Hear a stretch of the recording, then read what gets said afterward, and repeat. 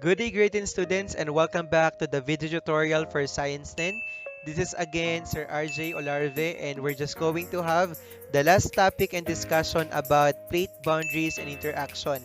So in our previous video tutorial, we are actually done with the introduction about plate boundaries. And again, plate boundaries are areas between tectonic plates, and those areas between tectonic plates are also the area wherein each plates are interacting with one another. And we are actually done with the discussion about the first two types of interaction, which are the divergent plate boundaries and the convergent plate boundaries and interaction. And now we are down now to our last interaction, which is the transform plate boundaries and interaction. So what is a transform plate boundary, or how does this transform plate boundary behaves? So aside from the crushing into each other or moving apart, so every time na magkakaroon ng crushing or collision, so this is for the convergent plate boundaries and interaction, or moving apart of the two plates, so this is divergent plate boundaries and interaction. Plates can also slide with each other. So sliding with each other is what transform plate boundary is all about. And the area where plates slide past each other is called a transform boundary. Another thing is many transform boundaries are found in the ocean floor and in the mid-oceanic ridges. And unlike in the convergent and divergent boundaries wherein maraming mga structures yung na-form, like mountains, mountain ranges, volcanoes, volcanic islands, and so on and so forth. This time, in the transform plate boundaries and interaction, there are no structures that are being formed in the transform boundaries since the plates are merely sliding past each other. And this is the GIF showing the transform plate boundaries interactions behavior. And because of this plate boundaries interaction is also called or termed as conservative plate boundary. Kasi wala siyang ibang ginagawa, walang ibang nangyayari sa lithospheric plates natin, kundi nag-i-slide lang sila away from each other. And again, take note of this, that this transform plate boundary is also known to be conservative plate boundary. Again, bakit? Kasi walang nadadagdag at walang nasisira sa lithospheric plates natin kasi nag-i-slide lang naman sila, unlike dun sa convergent and divergent na nagkakaroon ng formation or deformation of a specific landforms. And we have an example of this phenomenon. So the very famous transform boundary in the San Andreas Fault in the California, USA.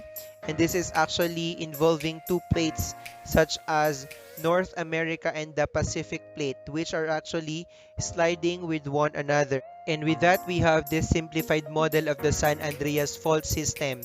And the North American plate slides southeast. So here we have the North American plate that is sliding southeast, while the Pacific plate slides northwest. And take note also that this means that the Los Angeles is sliding toward the direction of the San Francisco. And some of the geologists are actually predicting that 10 to 20 million years from now, these two plates are actually going to slide past each other. That's why meron tayong movie, no? Kung napanood nyo yun, the San Andreas, wherein doon pinakita kung paano kaya may possibility na ganun yung mangyari if ever na mag-i-slide past each other itong North American plate and the Pacific plate. Okay, and ito yung ibang mga pictures about the fault. Okay, so ayan, nakikita nyo sobrang haba talaga ng San Andreas fault. And this is the actual picture of the San Andreas fault. So it is mentioned earlier that there is no formation of structures that happened whenever there is this transform plate boundaries and interaction. And the question now is, so what is the result of the transform plate interaction? So the answer is earthquakes. So earthquakes will occur if ever there is the sliding of these plates with one another. And here the GIF shows the possibility of earthquake. And we can see how devastating an earthquake could be because imagine nyo na lang, no, i-slide yung dalawang plate with one another, and sobrang lakas nung impact nun na mabubuo. And in the year 2010, so we have the earthquake that occurred in the Port-au-Prince in Haiti, wherein it actually killed thousands of people. Okay, actually parang million pa nga yung napatay nito, no? Or hundred thousands na mga katao ang naging apektado talaga nitong earthquake na nangyari in the Port-au-Prince in Haiti. And gumawa pa nga ng kanta dito yung mga international singer natin entitled We Are the World, no? And this is actually caused by the interaction between the North American plate and the Caribbean plate, wherein this North American plate and Caribbean plate slide with one another. So that ends our discussion regarding the transform plate boundaries and interaction. And as a summary about the plate boundary and interaction, so we have again the three types of plate boundaries and interaction, which are as follow. So we have the divergent plate boundaries and interaction. So here, what happens, no, yung two plates are actually moving away from each other. Second, we have the convergent plate boundaries and interaction, wherein two plates are actually colliding, crushing with one another.